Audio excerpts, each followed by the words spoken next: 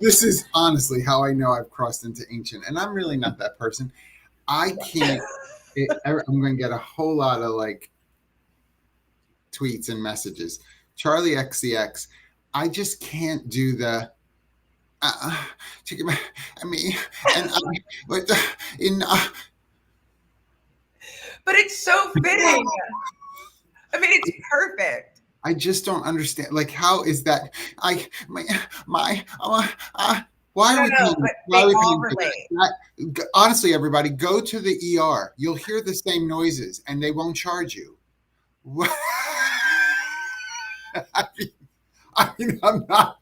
I mean, I'm serious. Like, it does sound. It sounds like it's like. Do you smell toast? It's like pre. The only song. Here's what kills me. The only song that at least as far as I know, and let me make sure I say this before everybody starts sending me stuff. Charli XCX, as far as I know, has had one mainstream kind of song with Iggy Azalea. Now, come on, y'all. I'm not that gone. Right. Yeah. And it's less of that. It's less of that. It's her most commercially successful one, and she hates that it made her all that money. I was going to tell you, like, that's how you know that they hate it, because we like it. Right. I'm like, this is a bop, and then there are people are like, why are you saying that? Like, yeah. And I want to be like, listen, Charli, this is then what I'd like to say. You hate that your name is attached to that. Miss XCX, can we? I hear you. Have a conversation. And here's what I'd like you to do. With your receipts, show how you gave all that money away that you got to a nonprofit or a charity that you'll support. Since you hate it so much, get rid of the money. Because you're such a dad. You're such a dad.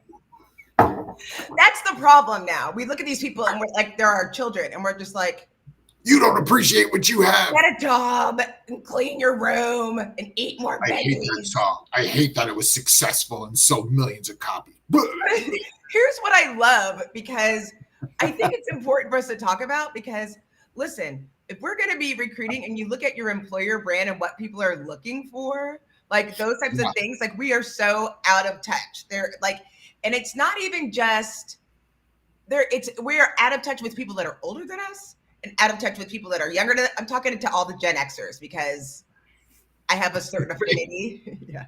Get off my lawn. Oh, these pesky kids. And we liked it. Like that whole, yes, you're not wrong. But here's my issue. First of all, you're super fabulous. Let's make sure we're really clear about that. You are super fabulous. But if I'm on TikTok at 54 years of old, doing the dances and stuff, my kids were already like, don't you ever start a TikTok account, ever. I can't do all the TikToks, but I do like putting my little running TikToks. I like putting those things on it. My TikTok is for my peer group. It's like, hey, it's for us. I would do private videos. I actually already do private dance. Please message me. I'll give you my rates for private videos. But the idea, for your listen, I'm connected to that. Did you see the Olympics this week? And someone in the chat, please help me, because I can't remember his name. I see his face right now, who won a medal in the Olympics. And it was revealed that he has been using his account on OnlyFans to help pay for his training. And it was not shy about it at all. He's like, yeah. He said, I worked hard on this body. And if people want to pay to see it. Can you imagine just like really walking through like the locker room on the Olympic Village anywhere? Like, these people are ripped and trained and have been doing all of this stuff, and they're getting stared at all the time anyway. Yes. Joe, listen, Joe, I need you to manage the OnlyFans page for me. Honestly, I do. I need you. And by the way, very well. Joe, I love that Joe is here. As a manager who doesn't know how to use a dial phone, we have crossed that. I know, like I'm on the back end of life. I get it. We're in the back nine. We are. Yeah. Honestly, 54 years old. I'm not living to 108. I'm not living to 108. There was a lady last week that just turned 115 years old. What? Yeah, she's like one of the oldest, and they had like, like Yeah. Wow, yeah, 115. and they show her like eating cake, and she's all cute, and she's like walking around. Do you? But seriously, do you want to live to 115? No, I don't either. no, and what do you? We're definitely not Brat then. We are not Brat. And just to be clear, for those that it's like hot girl summer, like the stuff that we've always done. Like, Yes. if anybody who's Gen X, any Gen Xers, or if you're boomers, you might remember like the summer of love. And then if you're a Gen Xer, you remember our grunge summer when everybody was like wearing flannels. Ooh, I love hot, that. except for me and John, because we were too scared. Then you have the hot girl summer. Thank you, Jerry. Jerry Crispin, first of all, y'all, everybody, moment of absolute recognition and reflection. Reverence. Jerry Crispin. That's the right. man. We should put him on a shirt. We should just put him. We should just do it. We should. We should. And we'll make it that green thing. Because tell me about this now. So some of you saw our posts, and already there were comments. Can you help? I was on a show earlier this week, and they brought up this term "brat" as well, and someone was trying to explain it to me, and I have to be honest, I still didn't understand it. Yeah, it really is just that hot girl summer. It's this. What it means is that era in which you're going out, you're partying, you're waking up late, you're making mistakes. That summer between like the summer when you're those early 20s, between 20 and 25, when you're going out too much and you're spending too much and you're drinking too much and you're doing questionable things, finding yourself, and then you turn 25 and you're like, oh shit, like I need to stop doing that. It's that time period of whimsy. And the reason that they say that about Kamala Harris is because we've had these two geriatric candidates for president, and it was like, and then you have this candidate that came that was kind of giggly and kind of was more in touch with young people and culture and was kind of silly and dances and was kind of fun. And so they were like, oh, you're going out there like living your best life. Like this is where you want to be. Yeah. And so it's Kamala's version of that. She's not going out. Well, I don't know. I mean, I have no idea. But I don't think that she's going out like, doing rails and like going to like raves and like listening to drum and bass. But, who knows? No judgment. But so they kind of identify with that. But it's interesting because that's why it's like what people identify with, because it's so different. It's so different. And so people feel acceptable and they feel okay. Like maybe they have a stake where we haven't seen anybody. Think about and we don't get overly political on the show, but I just think it's really more of a branding. Like it turned into a live meme where people are working on it. There's shirts with coconuts on it. Like there's these flags that are lime green that say Kamala on it. Like I think that it is showing not just that we're cool here, how much we haven't done in the past, like where we used to see more activity, more activation, more excitement. And but I worry that we like romanticize these notions. So you had shared with me that podcast by, I believe the podcast is called Annoying Guy Voice. No. Now I can't say it. I can't say the real name because you say it. What's he gonna do? At me, bruh. Go ahead. At me, bro. You and your little Canadian friend. Yeah. Enjoy it. That's not good.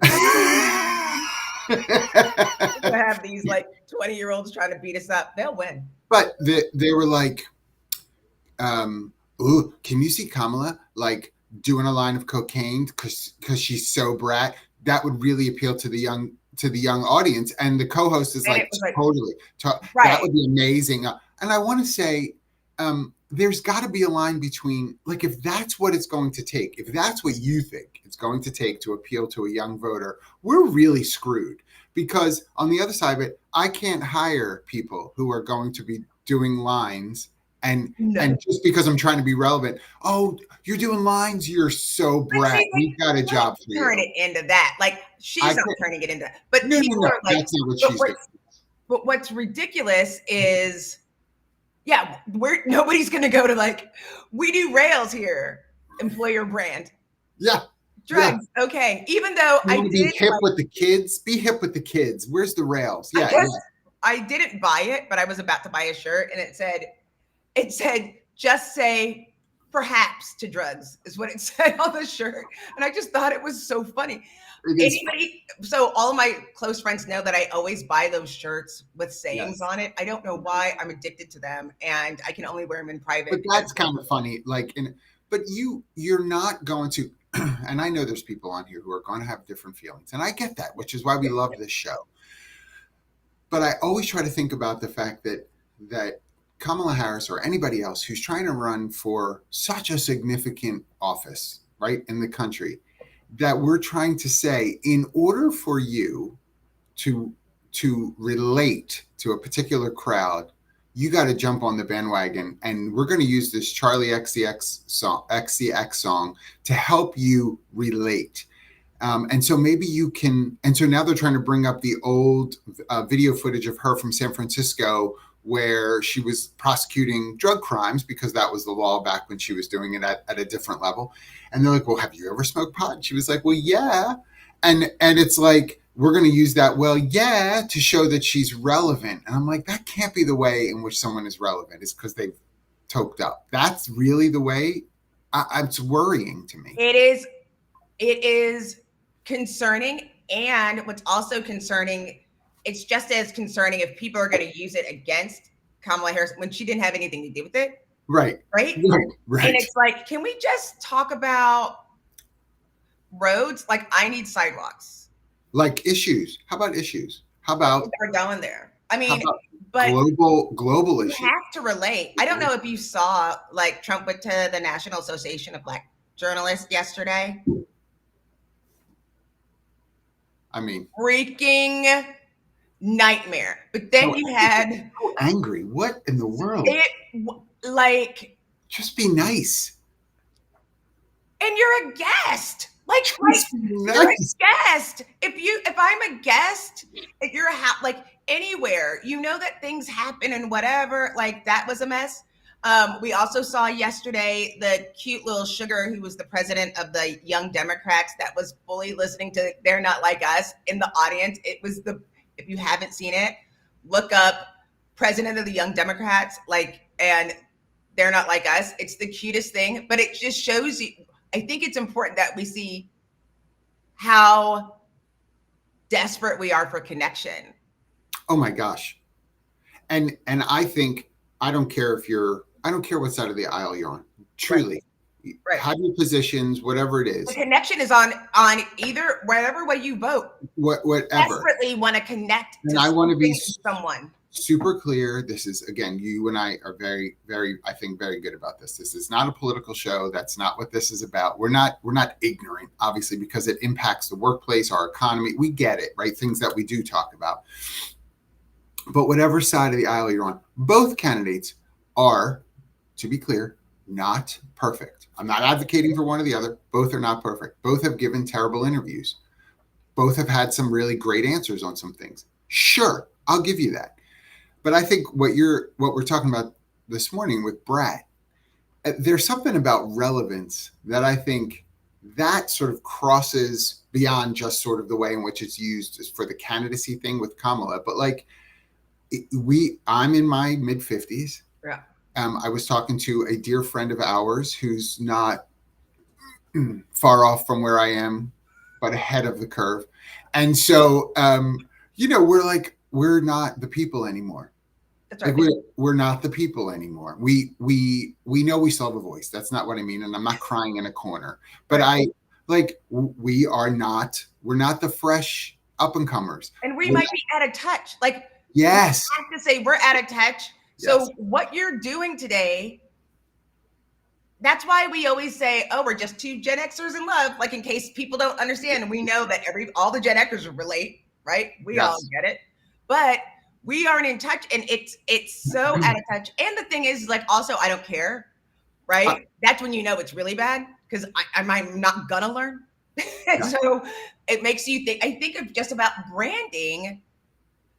And how are we relating it? Because you can also see young people desperate to connect in some kind of way that they'll grasp Think at about straws. you and I, from a talent acquisition standpoint, have seen some horrific attempts by companies to be relevant, Horrific. to be relevant to the young people. First of all, if you're using the phrase "the young people," That's your first sign. that's your, that is, You that know, is the youngs, the youngins. and if you start, once you get to the nobody wants to work anymore kind of perspective. That's right. That is that is right. I mean, I think it's funny that like people are like, oh, all these young people, they don't want to work and they want to live at home. No, they don't. They don't. But we don't have any jobs. People are living longer. We don't have any entry-level jobs, and we hire for people in it for burnout instead of hiring for what's going to happen next. Holy moly. Oh my gosh, Tanner, 100%. Rock the vote, right? And so if Ozzy Osbourne, if Dee Snider from Twisted Sister tells me to go vote,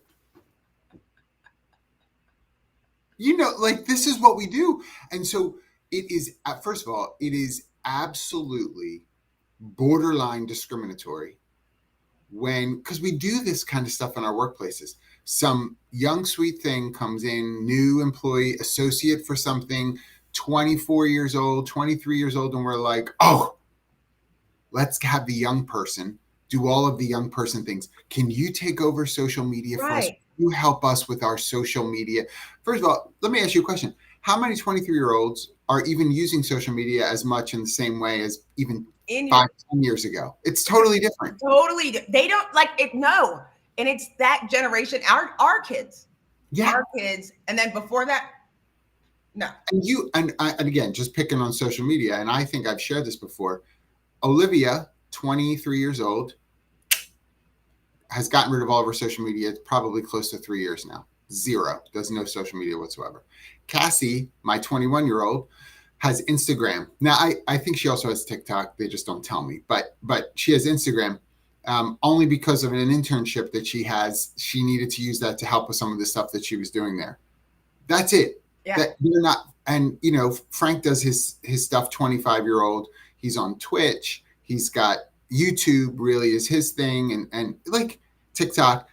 That's it. It isn't. Twitter isn't what it once was. Facebook's not what it once was. Even LinkedIn is not what it once was. Like right? Like it's changed so much. But here we are. We see, because we're so out of touch. You'll see a young person come into the workplace, and we're like, oh, you can do our social media for us because you're young. That's ageism. Like because they can't relate to the people that are like, who's actually in your audience that you're trying to, recruit in that moment. Yes. Right? Yes. Like are they into that? I'm sorry. I keep looking over here because there's a cat in my yard and I'm just waiting for sweet baby TJ to let one of my many dogs out. To get rid of, it's not your cat. Let's be clear for everybody. Not my cat. No. I have another not my cat. If you remember a couple of years ago, I had a not my cat. Now I have another not my cat. Is Todd out there with the leaf blower? Because he can get rid of that thing. No, Todd is back at the school. Ooh, that's right. But he keeps telling everybody, don't get used to me. That's what he keeps saying. I'm not going to be here long. They're like, what? Why? Like, I'm going to be out of here. Why is he saying that? Because he hates everyone. I think he was just resentful because he didn't remember until the day before that he was going to be back early. So he's just like, I was like, I had a flat tire. He's like, I'll come fix it. I'm like, Todd, I don't need you to come. Like I have. Anyway, but I digress. I want to go to what Dion is saying about the B and DEIB. People just want to feel connected and part of the team, right? Yes. And so the other part is that part of that is people want to rally behind something. I know that it's like we just at Textio, we had our job descriptions and now we have performance feedback. And it was a really hard switch for people to be like, well, what happened to inclusive job description? No, we still do that. But it was like, that was the one thing to get behind. People want to rally behind a theme and they want to feel like there's some common thread in which we all relate. And I think, it is telling about the excitement, because even though we don't see a lot of people on social media, if you look at the things that are attractive, it's these bursts of Yeah. adrenaline in these kind of moments. And you have to look at it in employer branding. Like, when you give Yes. people and trying to attract, are you giving a little boost of adrenaline, or are you draining them? Well, and video is a great example. Video is a great medium right now.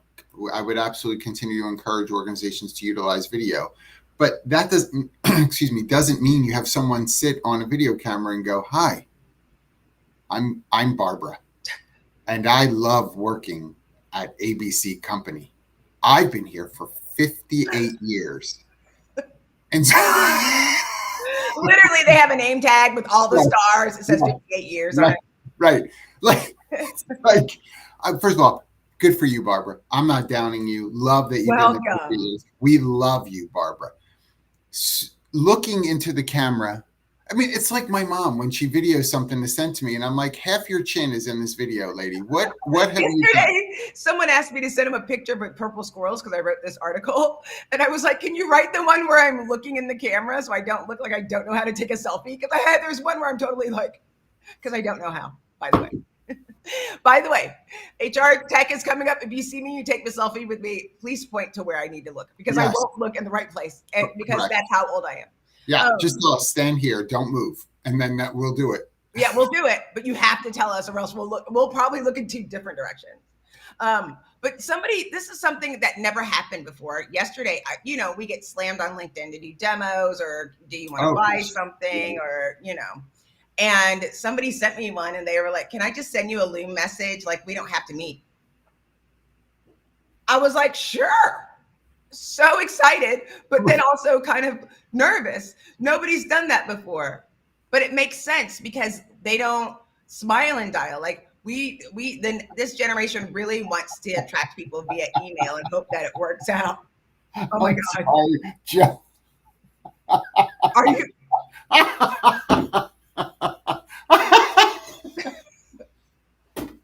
I love when Joe is here, buddy.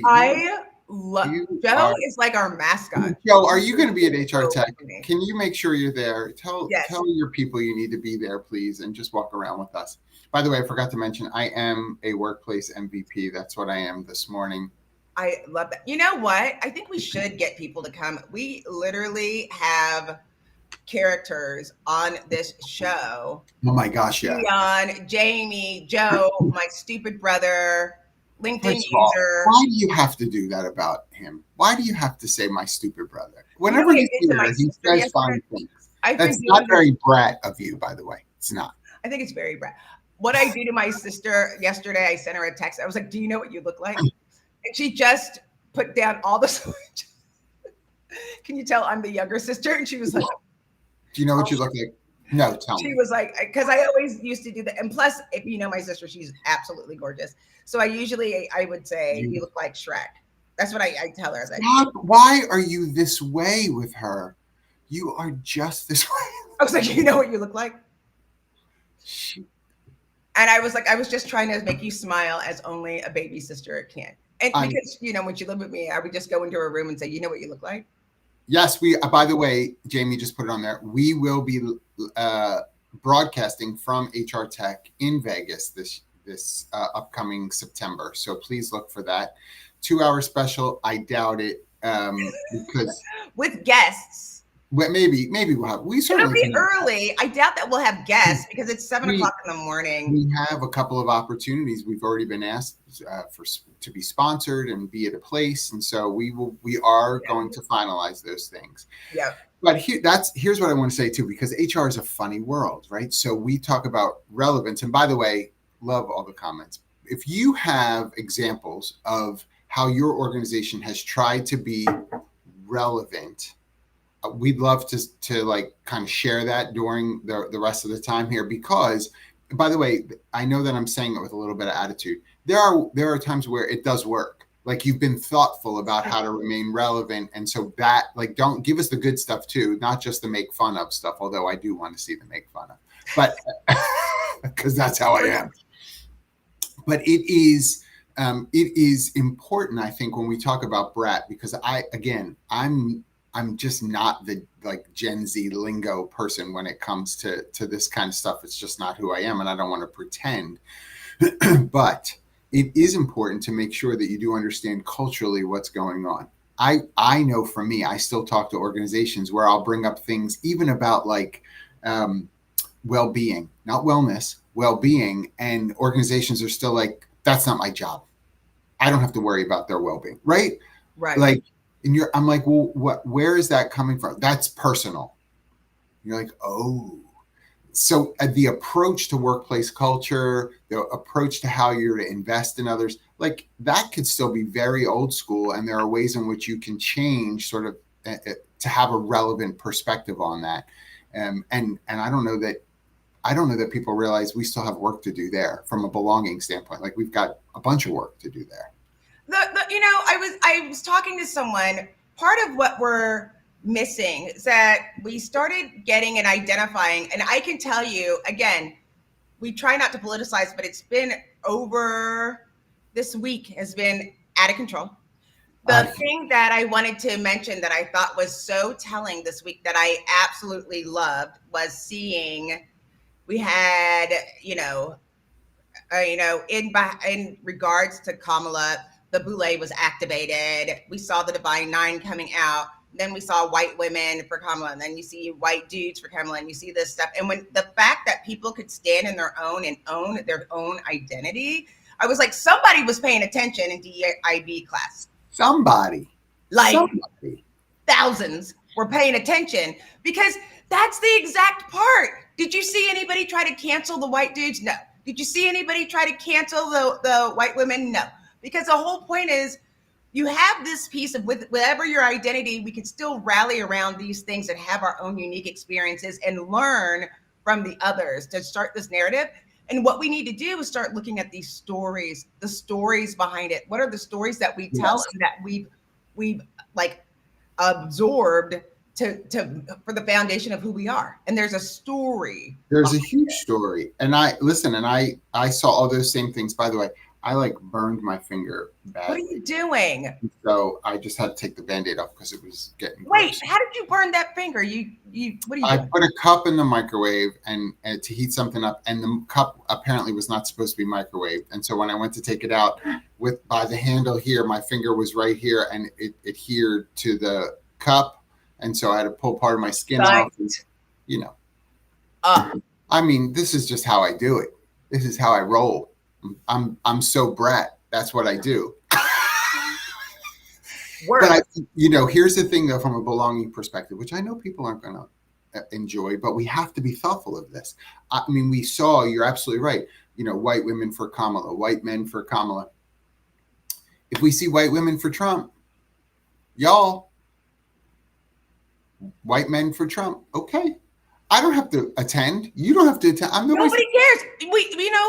We have to be able to know that people can find like a pathway towards these things. The whole part is like, just own it, right? Like whatever you're doing, because the whole part is like, we had to say, we're different, right?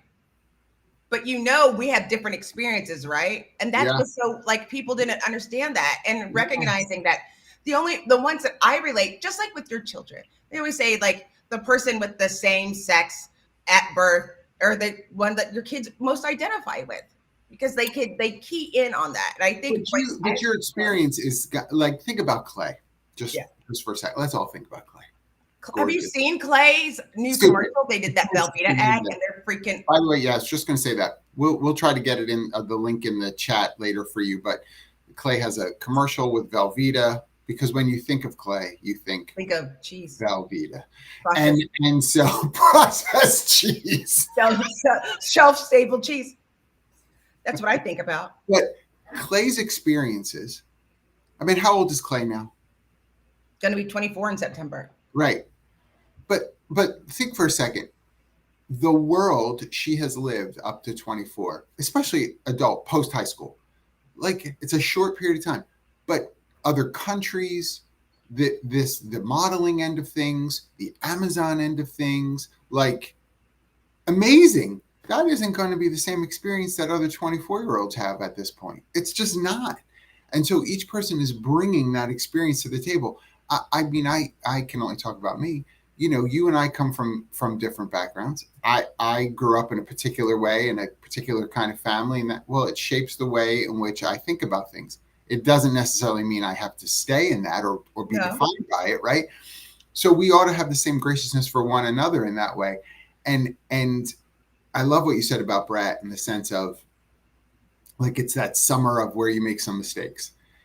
It's honestly, the first image that came to mind is like, apparently Brat is like the theme for most freeform dramas.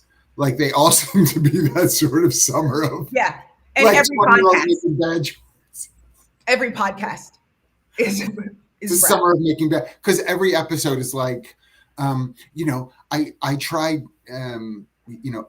heroin for the first time, and this is what happened to me. And then next week somebody else realizes they're an alcoholic, and then the next week someone is stage 4 cancer, and you're like, these are like week to week extreme, like, holy crap stuff. But it's like this whole discovery idea, right? It is that discovery and being okay, and like being okay to make mistakes on the journey of learning about yourself. Yes. I just realized that Sean said you're going to be doing the 5 a.m. runs in Vegas. I don't know if you knew you signed up for that. I don't know. I'm a little concerned. I don't know who's going to run. I don't know who's going to run with. Are you going to run with me? I don't know who's going to run with me. I'll run with you, but I'm not doing, I mean, I'm only doing the 3 miles. I do 5Ks. That's it. I do 5Ks. Sean will do a half marathon with you. 100%. He will do a half marathon with you. But he also likes to run up the sides of mountains. So that may be where the miles are. Oh, yeah. No, I'm in Texas. With a backpack while he's like whittling something to defend himself. I mean, Sean, you are that guy. So he'll run with you, not me. I'm not doing a marathon. I love that. I love that picture. I saw that picture. I love that picture. So, I mean, because... And Sweet Baby TJ was like, why is Clay doing that? Because they don't know anything about soccer. I was like, they don't care about soccer. They don't know anything about it. Stop overthinking this. Nobody cares. Just as long as Clay is cashing the check. Come on, y'all. Yeah, we ain't worried about it. I am putting in the chat here. I want, if you are so inclined, I will have a webinar coming up. Perfect. About high quality feedback. I'm going to put that in. Hopefully, I will put that in too, because that's coming up in a month or so. But get in while you're hot. Do you like that? Do you think when you're chatting with someone on your team from a performance standpoint, do you care about being relevant? I don't until I do. When I realize how self-absorbed and narcissistic I'm being, that's when I'm like, oh, snap. Nobody here understood what I just said. You know? I mean, right? I tell most of my jokes for me. I don't care if anybody else laughs. Listen, it's the Curran-Dunning effect of when the people who think they're experts usually don't know anything. And you know that you're getting close when you realize that you don't know anything. So I realize as soon as I'm feeling myself, I know that I'm out of touch. When I start really feeling myself, it means I'm not paying attention, because nobody can be all things to all people. So do you have team members that have ever said anything to you like, you don't really understand what it's like for me? Yeah. And that's where I wonder, like, where is the line between relevance and irrelevance? Like, that doesn't really pertain to X. You know what I mean? Like, it's hard now. I think it's harder in the remote world because we can't see in which we relate. And so the times that we're together are in these pockets. And so it can seem really separate. Like,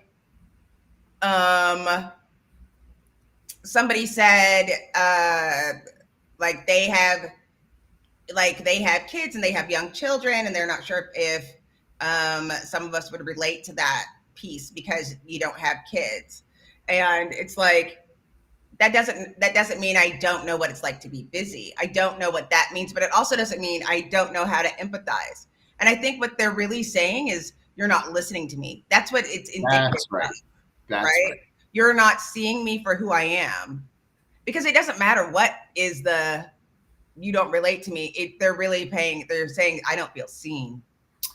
And I wonder how often, right, that effort, because we have difficulty in critical thinking. And so in order to say, oh, I want to make sure you feel seen, the way in which I can sort of directly know that I'm doing it is if I try to relate to you on your level. So I try to be I'm the cool mom. Right, like right me. Let me get to your level. Right. I want to be the cool mom. Yeah, right. And I'm not like a regular mom. No. And I think that we've like an HR, I think we have to like be prepared to own the fact that we're being condescending or that we're being silly. Like don't that can't be our strategy to try to like help people know that they belong or that they're heard. Is that I hear you, bro. Let's sit and like let's banter together. Like you just try to say there's a business owner that I know that speaks like this, and like so many times I just want to be like he's not ready to hear it, and so I just want to be like, everyone knows that you're not really that person. Right. That this is so put on that it's uncomfortable, but you believe so much that you're, hip to the young people that you're like, we need to help you. We need to help you. That's bad. You want me to tell them? What? You want me to tell them? I mean, it's one of those things where, he just won't see it. He won't see it in himself that way. He feels like everybody really stays and loves him and works with him because of the fact that he's he calls it approachable. And he uses language like this to make sure that his young people know that he is approachable, but they're laughing at him behind his back. You know what I mean?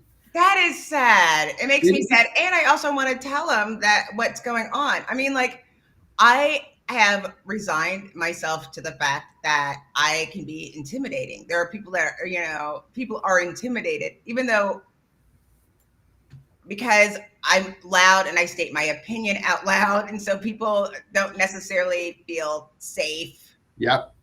And it took me years to figure that out, because I'm like, I'm not scary and I have a scary title. And I will tell you, the reason I say that is this weekend, I'm going out with my girlfriends. If any of them are on here, whoop, whoop. So we're going to Dallas for a girls trip, and everybody's getting hats that have, I'll bring the bling and I'll bring the this and I'll bring the that. And I was like, what my hat says?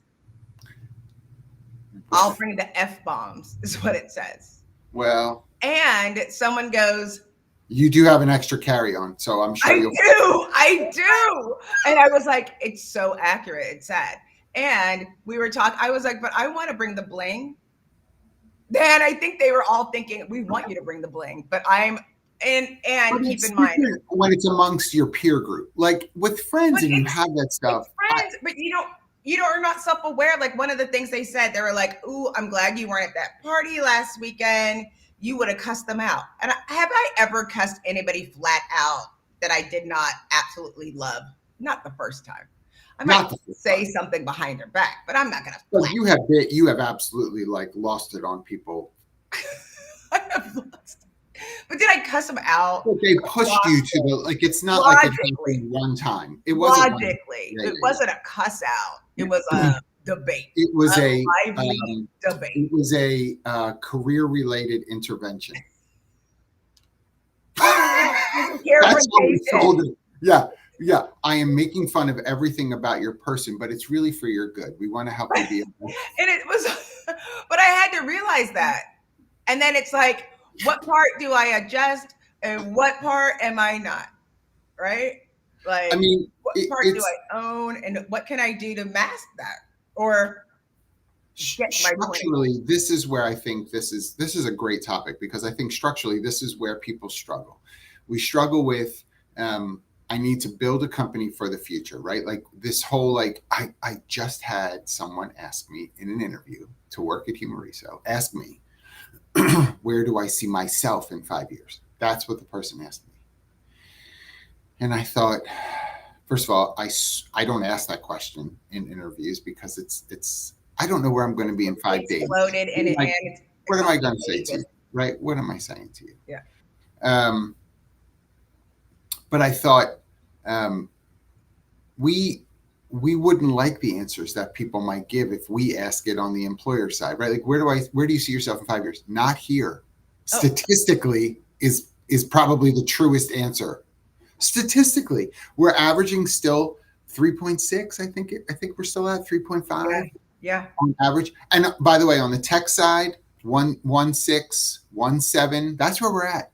So when you say to someone, where do you see yourself in 5 years? Not Depends here. on what happens this weekend. The most honest, it's the most honest answer that people will give.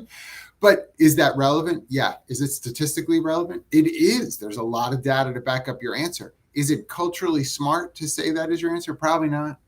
They're probably not going to hire you, Well, right? just like with Nikki putting here, like, they want you to bring your authentic. No, they don't. No, they don't. Authentic. I love it, Nikki. Good morning, Nikki. Yeah. I've been saying that from the beginning. You don't want my authentic self.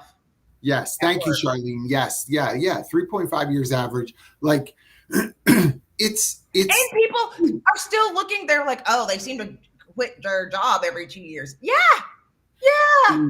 Joe, by the way, everyone, in case you want to know where to go, if Armageddon hits, everything falls apart, Joe's house. Bomb shelter. He's got an entire storeroom of canned tomatoes. Like, we're set. Joe's house. And don't come to Texas, because Texas will be pushing everybody out who is from Texas. They'll be like, you cannot come in. You know how they are with borders. Border patrol is not just going to be between Mexico and Texas, y'all. It's all around. Oklahoma, stay there. Stay in Louisiana. I see you. That's right. Zombie apocalypse. That's what I started saying about. Oh my gosh. I just had a vision of Robin army crawling through a pipe to cross the border from Louisiana into Texas. I need a visual. With a cigarette. Listen, the thing is, you can't have all of this both ways.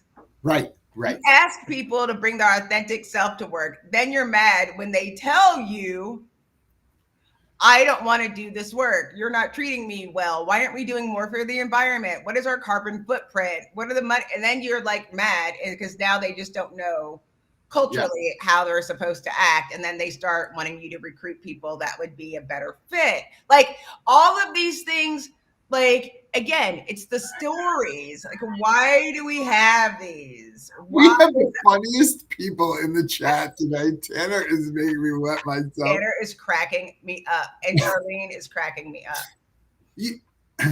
But I didn't mean to cut off your point. You were making a great point. I'm sorry. Sorry. It just cracked me up because it's why when we cross a threshold of age do we start putting the limiting the limiting article in front of things like the Facebook? I don't know. I'm always like why does that happen? Walmart. I don't know. What is it? What does it mean? When does that happen? Right? It's the truth. All of a sudden we put the in front of things. Doesn't make sense. Charlene Tanner was talking about when we used to say word, about stuff. Yeah, word. And Tanner's mom started saying the word. When would happen? Because I see it happening in people, and I'm like, you're not supposed to say the Facebook. It's not the Facebook. It's Facebook. Why are we doing that? It's the Twitters and the interwebs. The Twitters I'm okay with because that's just funny. Yeah. But I'm gonna miss the Twitters. I miss the Twitters. And by the way, I hope we're doing a little survey. We had to become verified to have the show on Twitter. So if you're watching on Twitter, please let us know because Not saying you're not worth the $7. You're totally worth it. I mean, I'm verified. I guess we would have to filter it through Yeah, me yeah. somehow. Yeah, because there was like a 5-year when the Rough switch life. over happened. I was like, 5 years for $39, sold. Whatever. And then, like totally 2 minutes later, then freaking what's his face who owns Twitter put the Elon. stupidest like, oh Camel, and I was like, I cannot believe I And just he gave money posts to this things, fool. and it keeps alerting me, and I keep hitting the 3 dots. See less often. See less often. See less often. It's not going away. No, because it's his own push. I think he's I- made it so that you can't make him irrelevant to your feed. Go away. Yeah, I know. I can't even. I want to mention, because I don't want to forget to do this. Oh my God. I mean, Joe, honestly, Joe, you got to switch to decaf quick. I'm dead. Today. I read it again. I'm sorry. I know. Today is 12-year anniversary for Humoriso. Aww. Are you gonna show the video from the first day, like moving boxes when you had your like hair? The first day when I was holed up in a corner of my unfinished basement at my house with a laptop on a folding table. Gonna change the world. Yeah.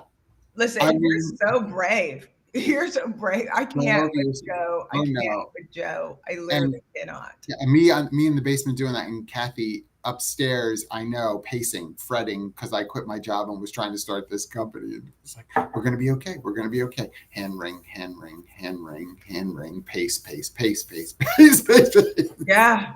And here we are. So brave. I am proud of you, and you've made such an impact in so many people's lives. And you are thank you for being you. I mean, just like I know that I am biased, but one of the reasons that never mind. Why I wanted to do this show with John in particular was I was like, he has such a great voice that people need to hear. Like, people need to hear John's voice. And I've always believed in you, and I'm really excited. I'm glad that I've been able to be part of the journey. And I still have a Humoriso email address. So whatever gift you're giving. I don't think so. Jamie, did you get rid of it? Jamie may have gotten rid of it. Listen, my man is tasked to keep expenses down. We got to pay for that email. That's how I know I've crossed the threshold. What is that? Like $3 a month. $3 a month. You might have to put it back. Look, just stay tuned. You might have to put it back. We had people with email addresses. I'm like, they haven't worked here in 4 years. What are we doing? Get rid of that email. Adobe license subscription, whatever the heck. I'm like, what do you think? Humoriso's made of money? Cancel that. Cancel it. Your son told you to cancel that. Ooh, Frankie is the worst. Frankie is the worst. No joke when it comes to spend. I'm telling you the truth. He's in the right finance position for me. That's for sure. It's so funny because finance has always been a thing with my family. And so we were just talking the other day, and something came up about shopping. And I was like, well, our kids, first word, mom, second word, dad, third word, clearance. Yeah. That's how. I mean, literally, my kids, when we walk into a store, they're all like, back corner, back corner. Like, they immediately go to the back of the store to look on the clearance rack. Kathy's like, no, the stuff you want here. No, mom, I have to look here first. Yeah, that's what we do. My kid, Clay, used to have a shirt that said Mom's Shopping Buddy on it. And,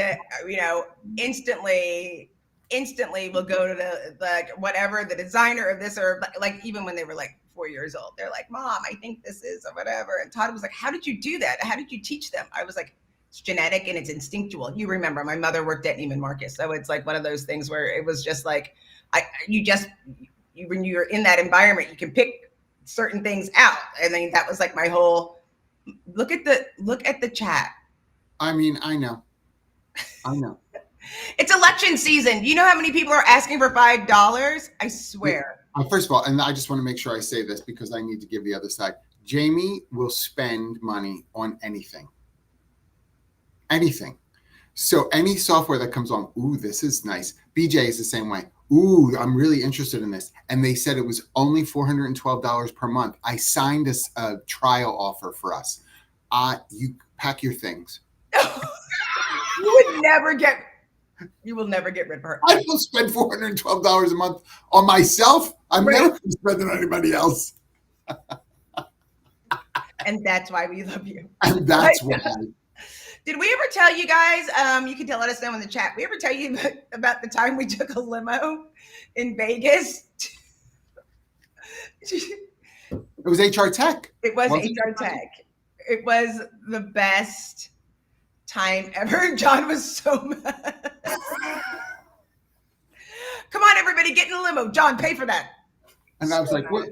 I'm at the door. And that Paul, I think the driver's name was. I honestly think his name was Paul. My man had his hand right out. And I'm like, wait a minute. And already people were inside this limo. There was it was in the before times. Somebody's swinging on the pole right away in the middle of the bus. And I'm like, well, you touch it, you bought it. I guess I got to give him the money. So that's it. It's literally like 7 minutes away and like $200. I know. Josh Rock straddling the pole, hanging upside down.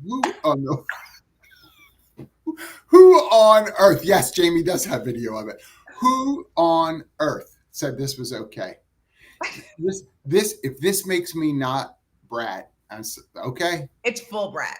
I mean, full brat. You know, if I were asked to do rails, I'd be like, listen, there's 2 rails here for this price. How many is 3? Just let's make a price right now and discount. This is how old we are. We go to the party early, we look for the food and get a drink, and then we go to the next one. And we're like, you got canops? You got any tuna? Do you have any of that yummy tuna? Yeah, this is how we know. We walk in and we're like, we need to sit somewhere. Where's the stools? We got stools anywhere, right? Because we used to just stand around. All of us have drinks you can see through with a lime and a little straw. That's how you know how old we are.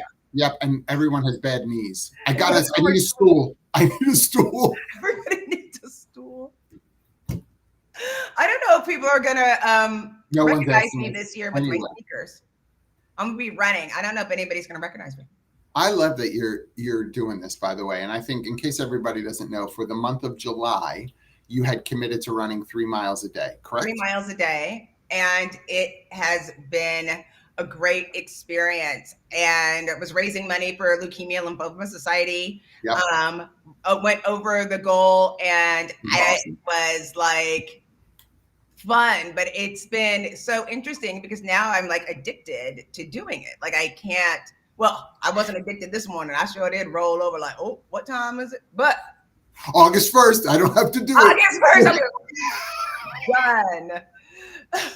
But the goal was like 90 miles. And so it was really great. Oh, because he heard you. Because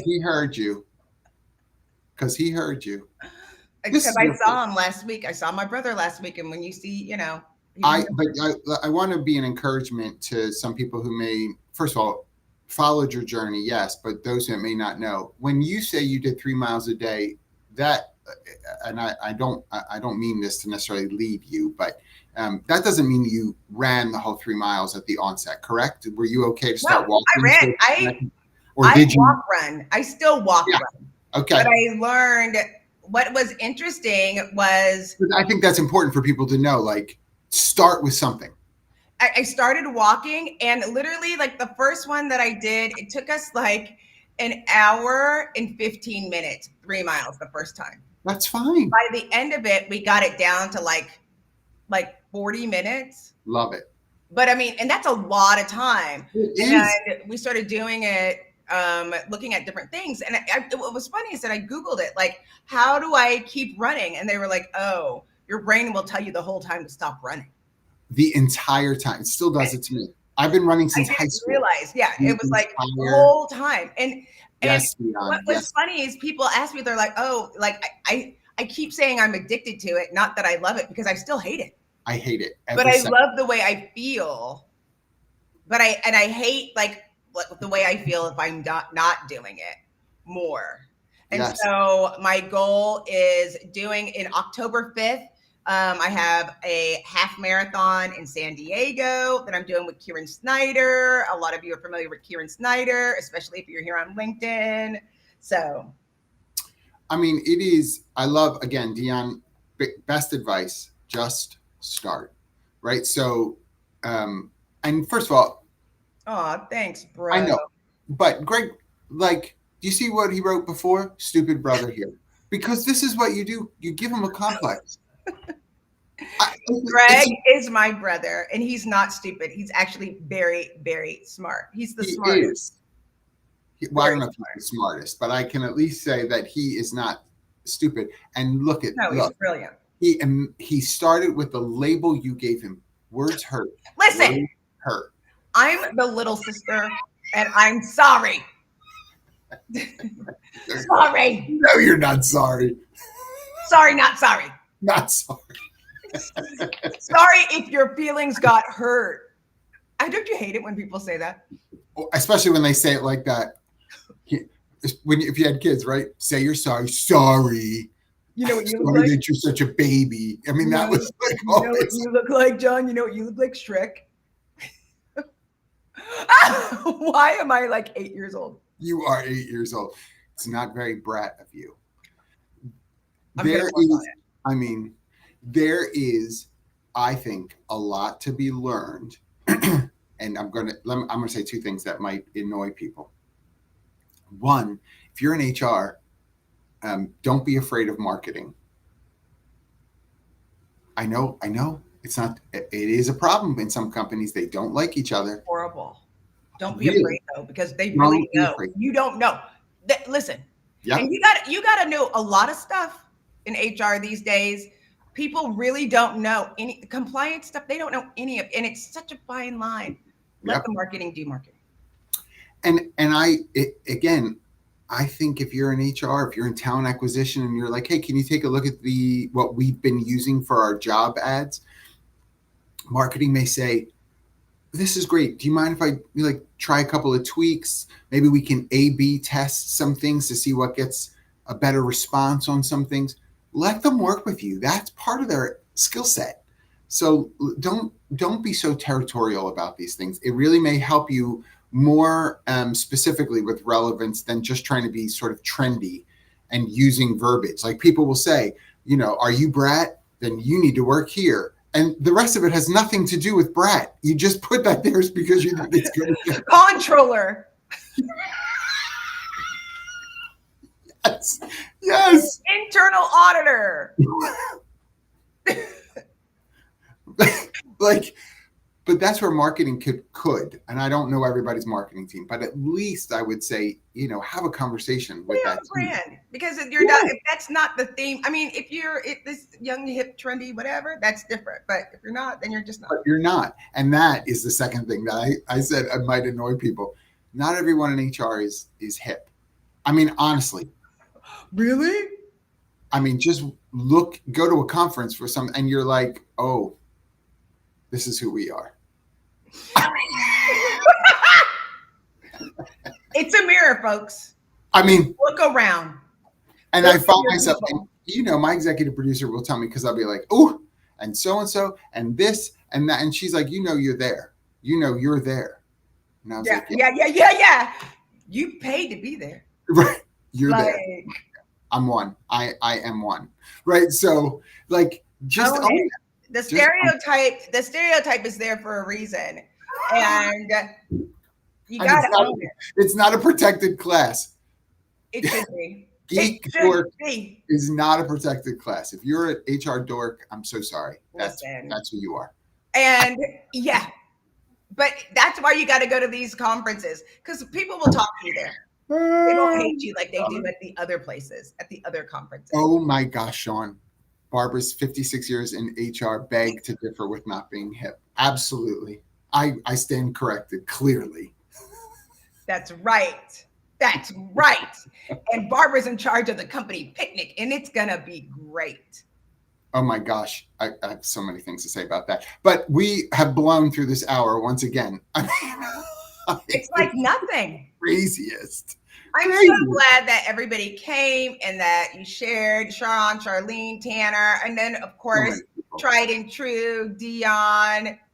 My love bug, Greg. My love bug. I'll support you. That's how I want you to come into the next But First Coffee, is to say love bug here, not stupid brother. Say love bug here. Yeah, love bug. And thank you, Joe and Nikki. So many Lowy. And those of you watching after the fact, please, y'all, don't forget, if you are in career or job transition and you're looking for your next role, please make sure you put your LinkedIn profile here with details about what you're looking for. People are reading this, so please don't be shy.